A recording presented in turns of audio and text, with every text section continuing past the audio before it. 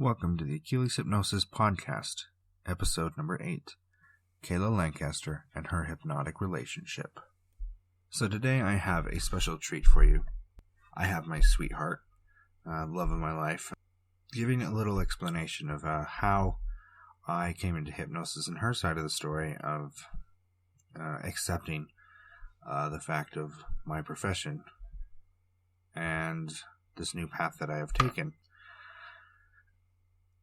We do get into questions that I answer as well, but that's not that important. These questions are pretty much answered for they're the basic questions that anyone would ask, like, can I be hypnotized? Is it voodoo? Most misconception questions. So just keep your eye out for those, but mostly this interview is with Kayla and it is for you, the people who are wanting to understand what hypnosis is and why you should use it. So I hope you enjoy this. So today I have a nice gift for you. She's a guest and I'm going to give her opinion. So today we're going to talk about the negative Nancy's and the positive Pollys. Everybody's got an opinion. They all have something to say. And today we have Kayla, who wants to give her opinion about hypnosis and what it means to her and what it's done for her. So why don't you tell a little bit about yourself and how hypnosis has been a part of your life somehow. I'm Kayla Lancaster, and I'm married to Taylor. And how hypnosis helps my life. It's helped me get over depression and anxiety, and it's helped me through some difficult times in my life where I needed some help, and it's good, I guess. Okay. Why don't you tell them a little bit about how when I was starting to be a hypnotist, or when I told you or came to you about hypnosis, what you were feeling at the moment and your opinion then? Okay. Well, Taylor came to me and he was doing accounting at the time, and that's what he thought he wanted to do. And he came to me about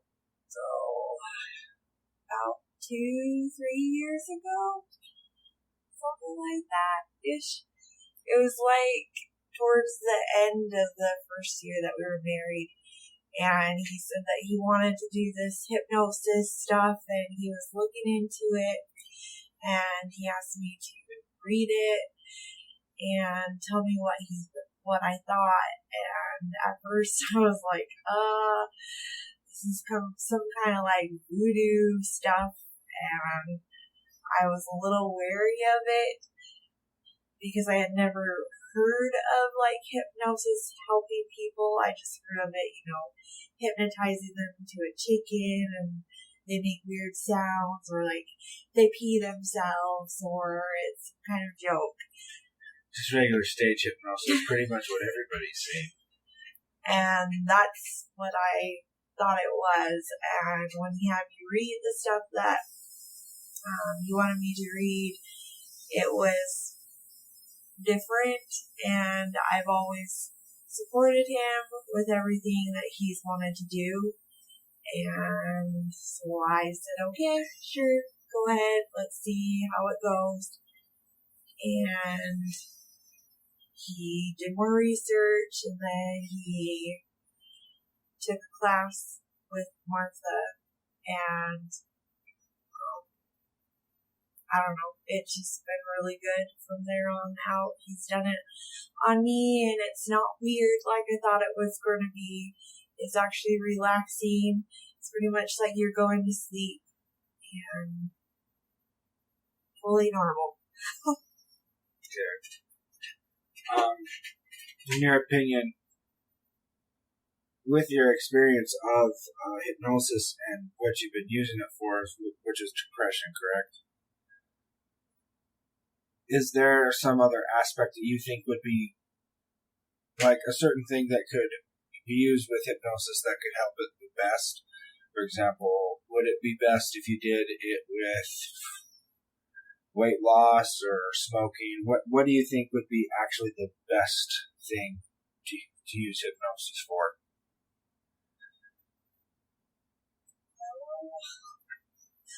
I don't really know. I mean, you can use hypnosis for anything that you need help with, that you struggle with certain things. It's basically like you're helping yourself out. So it's just you helping yourself out to become better.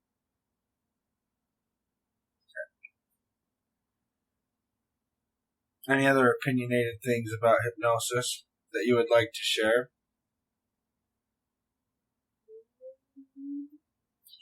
I don't know. I just would like to say to anybody out there that I'm not biased just because my husband has done hypnosis. I just think that it's really good to use all sorts of things. I mean, we have doctors, and we have, essential oils, and we have hypnosis, and we have all these things that God has given us to use, and I think that we should take the opportunity to use all of the things that are available to us to help better ourselves. And even though you may think it's weird and scary and you're not really sure about it, like, just give it a try, because you never know, like, how it can help you, and you never know what an impact it can be on your life. So that's pretty much it. Okay. Trying to think.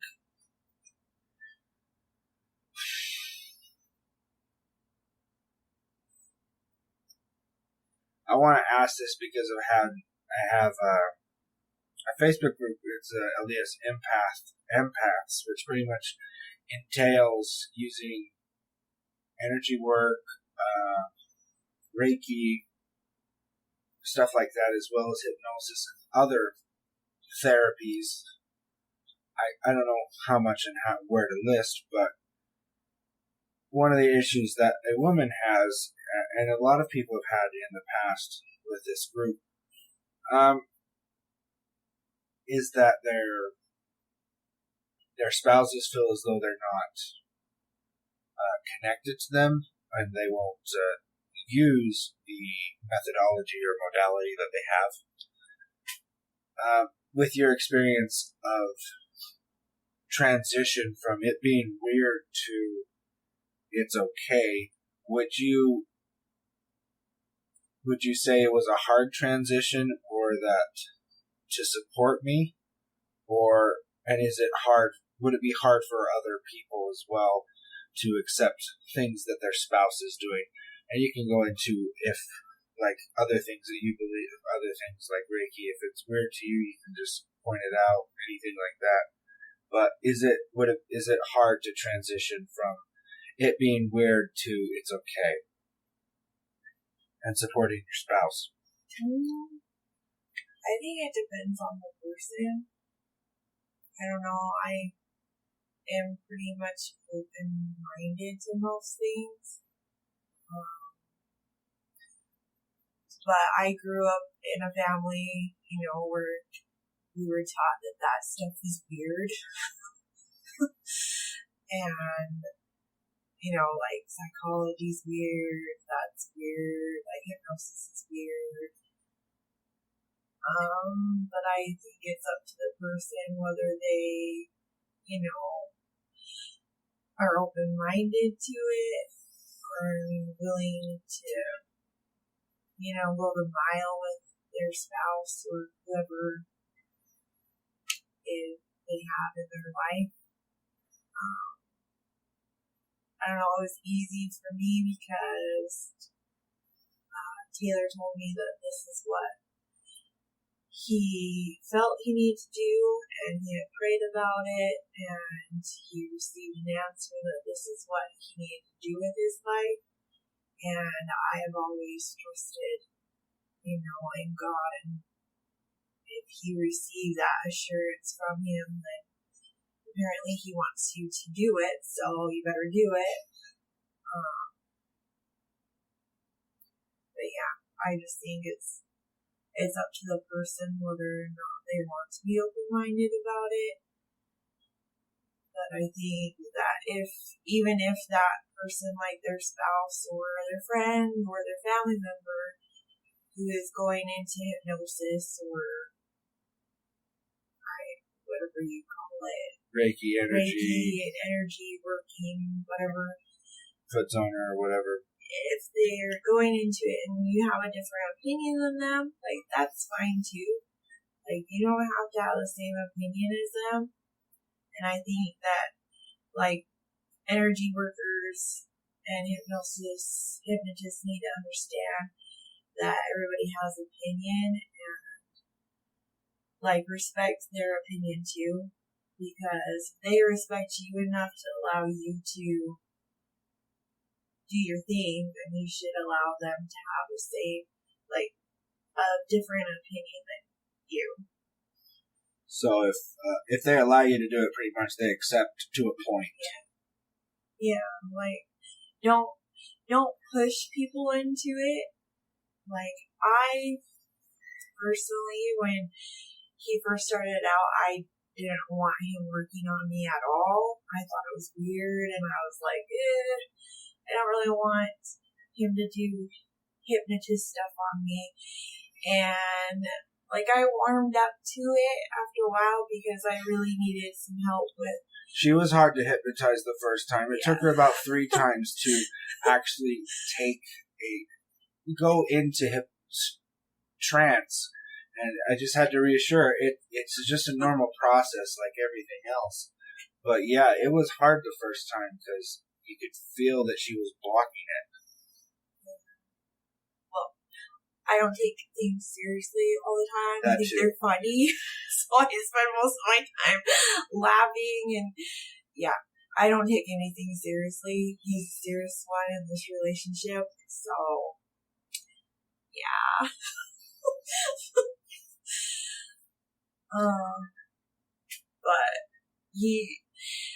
But it took me a while to warm up to it, and when I did, it helped me a lot. I'll just be personal. I had a really hard situation that I was going with in my life with some family issues, and I was struggling. I had seen a psychologist, and I got help with that, and I was good for a little bit, but I wasn't where I needed to be. And through hypnosis, I was able to get better and realize that, the situation that was going on wasn't entirely my fault, and I needed to, let it go and pretty much just give it to Heavenly Father and allow Him to, work His magic.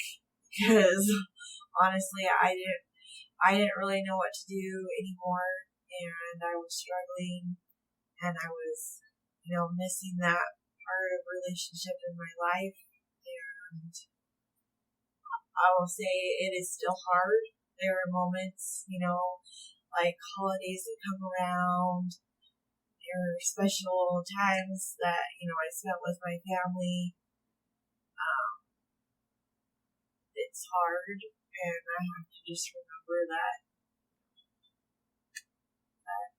Heavenly Father will take care of it. Someday it will be fixed. I don't know when, but through hypnosis I was able to realize that I myself needed to just realize that I was doing the best that I can and not let it consume my life, because it was making me miserable, it was making my husband miserable, and you don't want that in your relationship, so. Yeah, well, even after the first time I was a novice reading books, and I knew I had a gift for it, but even from the first time, I'm way, way better than the first time I ever did it. But the first time we used hypnosis with you, it was night and day, more or less. Maybe you needed like 2 other reinforcement sessions that took about 5 minutes, but other than that, you were good. Am I wrong about that, or? No. Well, do you, Kayla, have questions for me? And you could, if you don't have questions yourself, you could probably think about questions that the audience may or may not have. I don't have questions, but I know that some people ask, like, is it going to help me? Like, is it really real? Like, is it going to make me turn into something weird? Is it voodoo? It's not voodoo. It is a natural process. It's the process in which we learn. So hypnosis, basically, you have a conscious and a subconscious mind. This is the model of the world that hypnosis is based off of.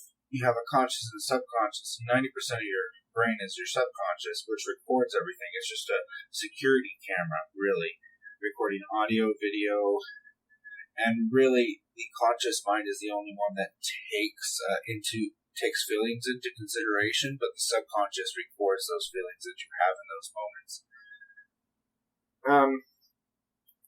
And even with a teacher, you place them in a place of authority, more or less, and they're smarter than you, so to speak, and they give you information. You're supposed to learn that. That's pretty much basic hypnosis. It's breaking past a filter from your conscious mind to your subconscious and just putting it in there without any recollection or feelings.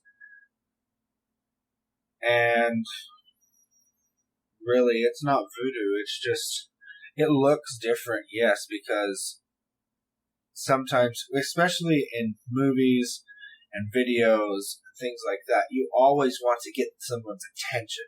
So instant inductions, like where you go snap their head back and say sleep and things like that, that's pretty much for show. Yeah, you can do that. You could tell them to sit down and yell sleep, and they'll go down the same way. And you could just say, hey, sleep. Same thing. So I think that most of what hypnosis is perceived as through videos, movies, television, media it is basically false, but it's because they want the dramatic effect that, in the news it's all negative. So they want your attention, and how do you get attention?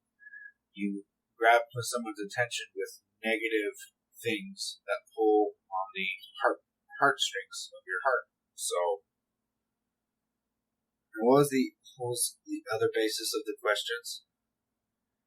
Is it voodoo? Is it going to work? What else? Is it weird that they is the same thing? Well, it works if you want it to work. And I'm not going to force you to do. I think the other question was, is it going to make me do something I don't really want to do? No, it's not.